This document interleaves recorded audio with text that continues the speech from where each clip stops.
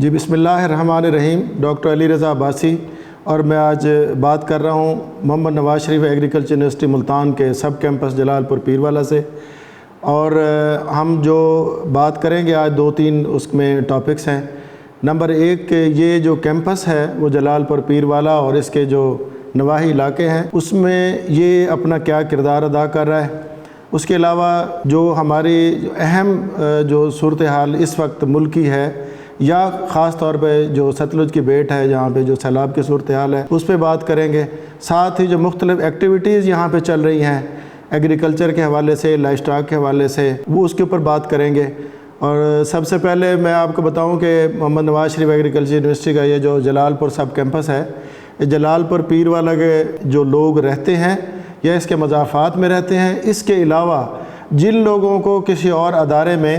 پہنچنا اور وہاں جا کے داخلہ لینا مشکل ہے، اس کے لیے یہ ایک بہت بڑی نعمت ہے۔ یہاں پہ جب ہم بات کریں لائف اسٹاک اسسٹنٹ ڈپلومہ کی، تو وہ ہم جتنے بھی دیہی لوگ ہیں ہمارے اور جو بچے پڑھے ہوئے ہیں میٹرک پاس سائنس میں بایولوجی کے ساتھ،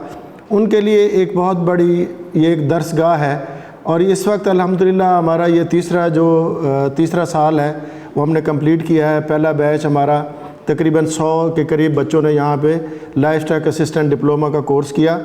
دوسری کلاس چل رہی ہے اور تیسرے کے ایڈمیشن جاری ہیں۔ اس طرح ہم سمجھتے ہیں کہ اس خطے کی یہ ادارہ بہت زیادہ خدمت کر رہا ہے، کیونکہ ہمارا جو کسان ہے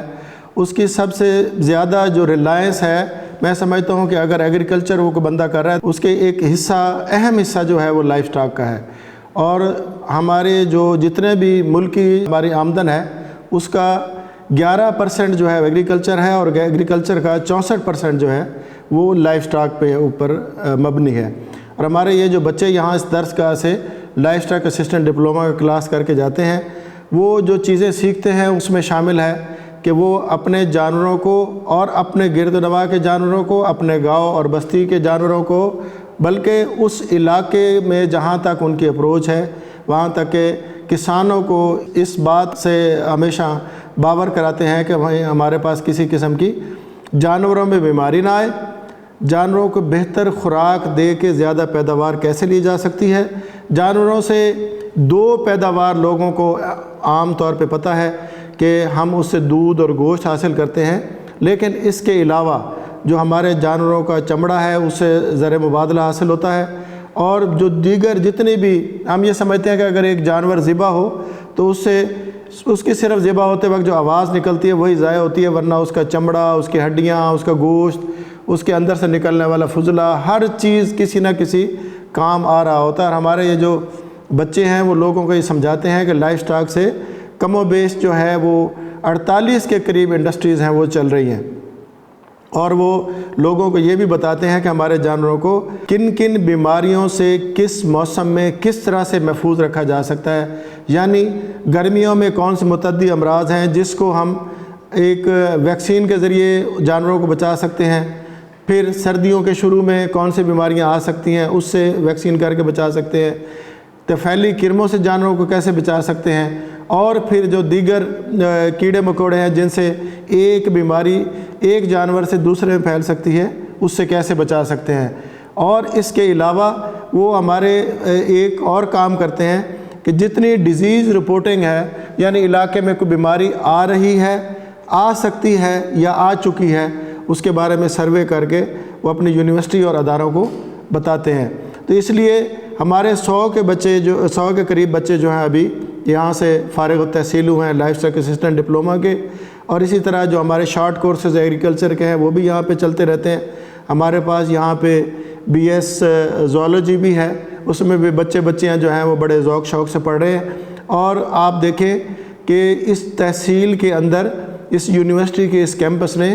بہت سارے لوگوں کو جو ہے وہ تعلیم یافتہ کیا، تعلیم دے رہی ہے، تعلیم دیتی رہے گی۔ اور اس کے علاوہ جو ہمارے پاس دیگر پروجیکٹس ہیں اس میں ہم مکھی چینی گوٹ کے اوپر جو ہے ایک ریسرچ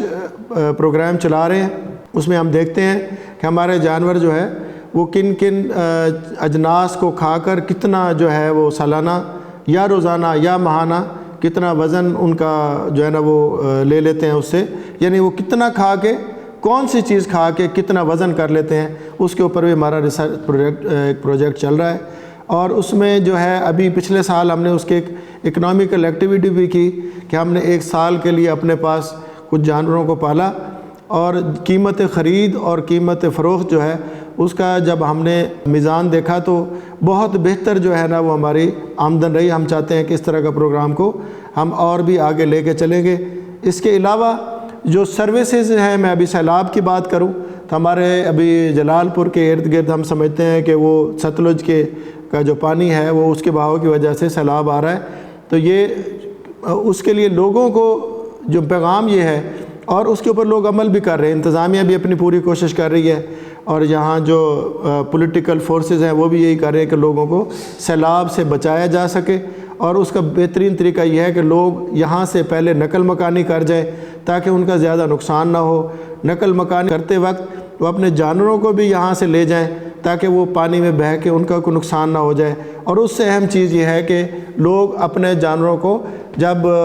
دیکھیں کہ خدا نخواستہ پانی کہیں ٹھہر گیا ہوا ہے اور بیماری کا خدشہ ہے تو ان کو حفاظتی ٹیکہ جات لگوا لیں، طفیلی کرموں کی دوائی پلوا لیں۔ اس کے لیے ہماری یہ جو جلال پور کیمپس ہے، محمد نواز شریف ایگریکلچر یونیورسٹی کا سب کیمپس، یہاں پہ یہ سہولت موجود ہے کہ ہم آپ کو فری سروسز ڈیورمنگ کے حوالے سے، ویکسین کے حوالے سے اور ٹریٹمنٹ کے حوالے سے دے سکتے ہیں۔ اس کے علاوہ کوئی فیکٹریز جو ہیں وہ ہمارے پاس آ کے مختلف چیزیں سمجھ سکتے ہیں، اور ہمارا جو سٹاف ہے، ہمارے اسٹوڈنٹس ہیں، وہ ان کی ہر طرح سے امداد کرنے کے لیے بھی یہاں پہ ہر وقت تیار بیٹھے ہوئے ہیں۔ یہ چند پیغامات ہیں۔ مجھے بڑی خوشی ہے کہ یہاں پہ اس وقت رحیم یار خان، ملتان، خانیوال اور کچھ بچے ہمارے پاس فیصل آباد سے بھی آئے ہوئے ہیں، تو ہم یہاں پہ کوشش کرتے ہیں کہ سرکاری یا پرائیویٹ طور پہ ان کے ہاسٹل کا بندوبست بھی کرتے ہیں۔ تو یہ چیزیں ہیں جو ہمارے پاس اس وقت موجود ہیں، اور ہم چاہتے ہیں کہ بچے زیادہ آئیں اور ہمارے سے جتنے بھی ان کی خدمت ہو سکتی ہے وہ کریں۔ اور دوسری خدمت جو اہم ہے وہ سیلاب زدگان کے لیے ہمارے دروازے ہر وقت کھلے ہیں کہ وہ تشریف لائیں، اور ان کا کوئی بھی جانوروں سے متعلقہ ایشو ہے، ان کا کوئی ذاتی معاملہ ہے، تو ہمارے اس یونیورسٹی کے اس کیمپس کے دروازے ہر وقت کھلے ہیں۔ بہت شکریہ اس پیغام کے ساتھ۔